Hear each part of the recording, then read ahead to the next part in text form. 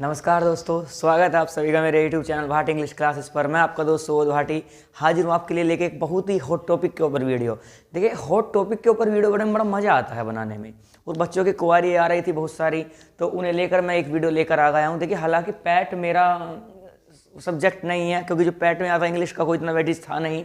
मैं इंग्लिश पढ़ाता हूँ बेसिकली, तो फिर भी मैं एक एनालिसिस आपके सामने कर रहा हूँ। जो 3 कॉमन आपके क्वेश्चन हैं इस एग्ज़ाम से रिलेटेड, वो उसके बारे में बात करता हूँ।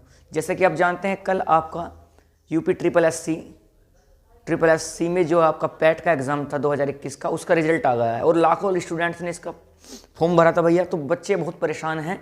देखिए, अब क्या है, सबसे पहला क्वेश्चन जो आपका है, मैं क्वेश्चन पर डायरेक्ट आ रहा हूँ, ज़्यादा टाइम नहीं लेंगे इस वीडियो में। साइट क्यों हैंग है? अब बच्चों का क्वेश्चन ये आ रहा है कि साइट क्यों हैंग है। तो भैया, ये तो तुम्हारा इलॉजिकल क्वेश्चन हो गया।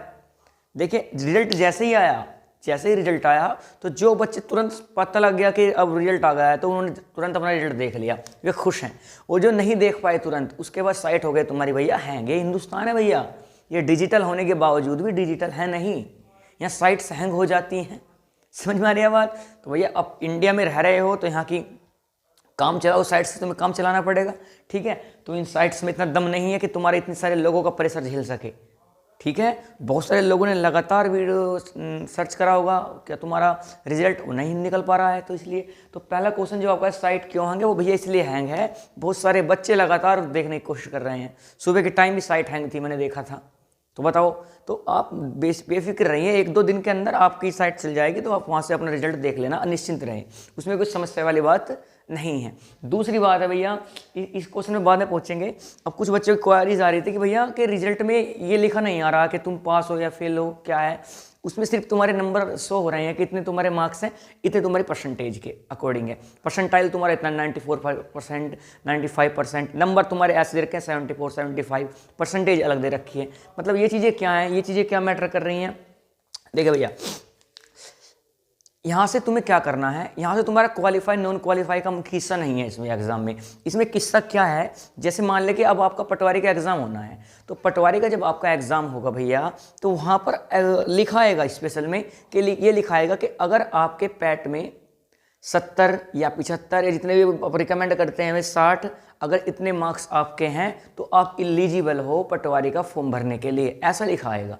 तो अगर आपके मार्क्स उससे ज़्यादा हैं तो उसकी आपकी हार्ड कॉपी या उसका सीरियल नंबर जो उसमें होगा वो तुम्हारा फॉर्म में डाला जाएगा पटवारी के में, तो आप इलिजिबल हो जाओगे। इस तरह से कोई भी एग्ज़ाम आपका निकलेगा तो वो ऑटो में वो अपना तुम्हारा एग्जामिनेशन जो होगा वो तुमसे पूछेगा कि तुम्हारे इतने मार्क्स हैं तो आप इलिजिबल हैं। तो इसके अकॉर्डिंग आपका एग्जामिनेशन होंगे। ठीक है, तो यहाँ क्वालिफाई नॉन क्वालिफाई वाला चक्कर नहीं है। तो ये एक डाउट आपका क्लियर हो गया होगा, पहली बात। तो दूसरी बात एक तुम्हें याद रखनी है कि भैया कितने मार्क्स हमारे ज़रूरी हैं, कितने मार्क्स अगर हमारे कम है तो उसमें क्या होगा।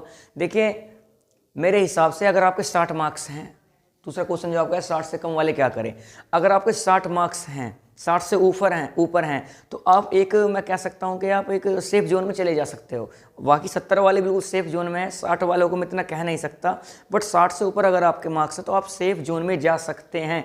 60 से कम वालों के लिए देखिए भैया, मेरे हिसाब से पॉसिबिलिटी बहुत कम है पटवारी के एग्जामिनेशन में। मेरे हिसाब से तो मुझे नहीं लगता कि 60 से कम वो आपके नंबर लेगा, क्योंकि एग्जामिनेशन जो आपने पैट का दिया होगा कुछ लेवल ही नहीं था उस एग्ज़ाम का।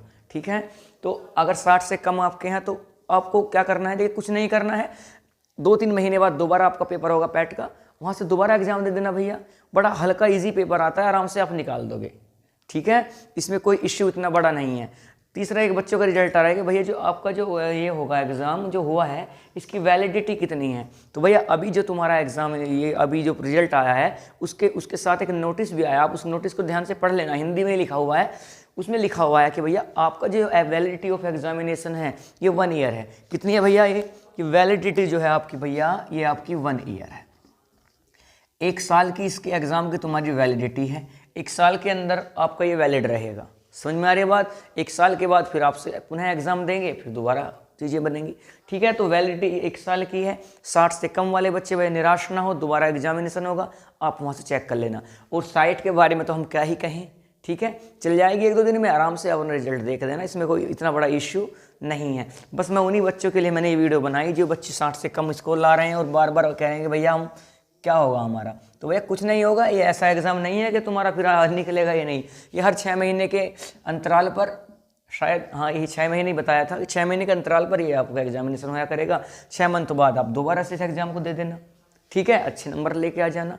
तो बट ये है कि आप मिस कर दोगे, पटवारी का एग्जामिनेशन आ रहा है, पटवारी में सुनने में आ रहा है 10 से 12 हज़ार वैकेंसी निकलेंगी। तो अब बच्चों के लिए गोल्डन चांस हो गया। देखिए 20 लाख से कुछ लोग थे पहले जो पटवारी का फॉर्म भरते थे, 20 लाख के से ज़्यादा बच्चे भरते थे। अब एक बार बताओ, इसमें तो तुम्हारे बाहर हो जाएंगे पैट में, तो कम से कम यहाँ से क्रीम बच्चे बचेंगे कितने, 4-5 लाख। ये 4-5 लाख ही फॉर्म भर पाओगे। अब समझ में आ रही है बात? अब ये 4-5 लाख फॉर्म भर पाएंगे कितने सीटों के लिए, 10 से 12 हज़ार तुम्हारी सीट्स होंगी मेरे हिसाब से। तो कंपटीशन कहीं मिला के देखा जाए तो कंपटीशन तो अब भी उतना ही है, क्योंकि जो 20 लाख में से 15 लाख तो बेकार ही है। वे तो कंपटीशन से वैसे ही आउट थे, जब पैट क्लियर नहीं कर पाए तो पटवारी तो जब करेंगे।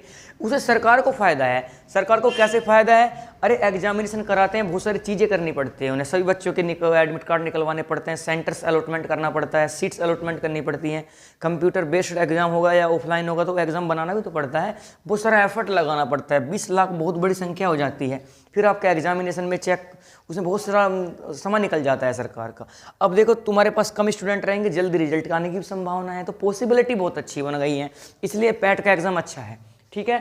तो भैया ये कुछ आपके डाउट्स थे, ये कुछ आपकी क्वायरीज थी, तो मैंने इसके ऊपर एक वीडियो बनाया है।